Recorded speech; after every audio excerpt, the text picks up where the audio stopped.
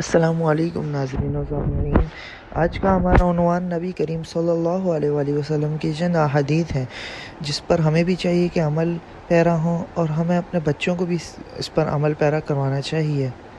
بسم اللہ الرحمن الرحیم۔ آج عمل کا دن ہے، حساب کا نہیں۔ کل حساب کا دن ہوگا، عمل کا نہیں۔ نبی صلی اللہ علیہ وآلہ وسلم نے فرمایا، زمانہ قریب ہوتا جائے گا اور عمل کم ہوتا جائے گا اور لالچ دلوں میں ڈال دیا جائے گا اور فتنہ ظاہر ہونے لگیں گے اور حرج کی کثرت ہو جائے گی۔ پوچھا گیا کہ یا رسول اللہ، یہ حرج کیا ہے؟ تو فرمایا، قتل۔ اپنی طرف سے گھر پر بدعت پیدا کرنے والے حوض کوثر کے پانی سے محروم کر دیے جائیں گے۔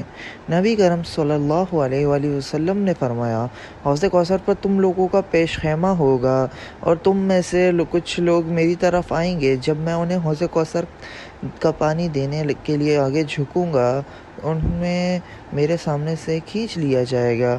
میں کہوں گا، اے میرے رب، یہ تو میری امت کے لوگ ہیں۔ اللہ تعالیٰ فرمائیں گے کہ آپ کو معلوم نہیں کہ انہوں نے آپ کے دین میں کیا کیا نئی باتیں نکال لی تھی؟ گھر میں داخل ہوتے وقت یا کھانا کھاتے وقت شروع کرتے وقت مکمل بسم اللہ پڑھو تاکہ شیطان گھر سے اور کھانے پینے کی چیزوں میں داخل نہ ہو۔ نبی کریم صلی اللہ علیہ وآلہ وسلم نے فرمایا، جب کوئی شخص اپنے گھر میں داخل ہو اور گھر میں داخل ہوتے وقت اور کھانا شروع کرتے وقت اللہ کا نام لے لے تو شیطان کہتا ہے، یہاں تمہارے لیے نہ ٹھہرنے کی جگہ ہے اور نہ کھانا کھانے کی۔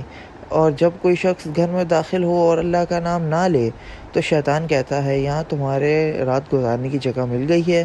اور جب وہ کھانا شروع کرتے وقت اللہ کا نام نہ لے تو شیطان کہتا ہے، تمہیں رات گزارنے کی اور کھانا کی دونوں کی جگہ مل گئی ہے۔ انصاف کے سامنے سفارش کسی کی بھی نہیں چلے گی۔ ایک مخزومی عورت نے چوری کی تھی۔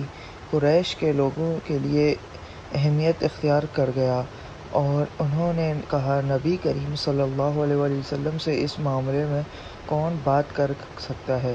اسامہ رضی اللہ تعالیٰ عنہ کے سوا جو نبی کو بہت پیارے ہیں اور کوئی آپ سے سفارش کی ہمت نہیں کر سکتا۔ چنانچہ اسامہ رضی اللہ تعالیٰ عنہ نبی کریم صلی اللہ علیہ وآلہ وسلم سے بات کی تو نبی صلی اللہ علیہ وآلہ وسلم نے فرمایا کہ کیا تم اللہ کی حدوں میں سفارش کرنے آئے ہو؟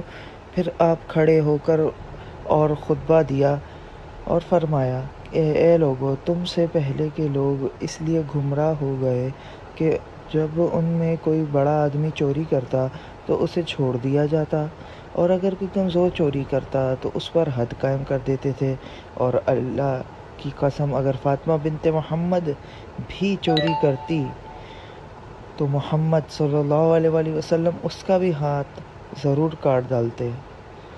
جب تک کسی بات کی تحقیق قرآن حدیث سے نہ کر لو، اس بات کی پیروی مت کرو، کیونکہ آنکھ کان کا حساب اسی لیے ہوگا کہ ان کو استعمال کر کے حق بات کی پہچان کیوں نہیں کی۔ سورہ نمبر 17 بنی اسرائیل میں آیت نمبر 36، 37 اور 38 میں اللہ تعالیٰ فرماتے ہیں، اور جس بات کا تمہیں یقینی علم نہ ہو اسے سچ سمجھ کر اس کے پیچھے مت پڑو۔ یقین جانو تم جو کچھ سن کر رہے ہو اور دیکھ رہے ہو اور بول رہے ہو، کل قیامت کے دن تم کو اس کا حساب دینا پڑے گا۔ اور زمین پر اکڑ کر مت چلو، نہ تو تم زمین کو پھاڑ سکتے ہو اور نہ ہی تم پہاڑوں کی بلندی تک پہنچ سکتے ہو۔ بے شک یہ سارے کام ایسے کام ہیں جو تمہارے رب کو بالکل ناپسند ہیں۔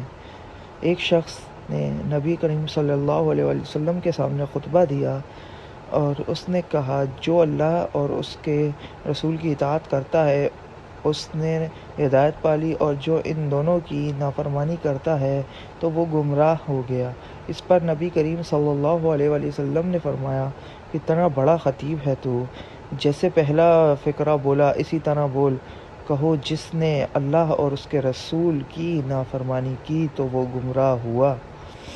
وہ نوجوان نبی کریم صلی اللہ علیہ وسلم نے فرمایا وہ نوجوان جس نے اپنی جوانی اللہ کی عبادت میں گزاری اللہ اسے قیامت کے دن اپنے عرش کا سایہ نصیب کرے گا۔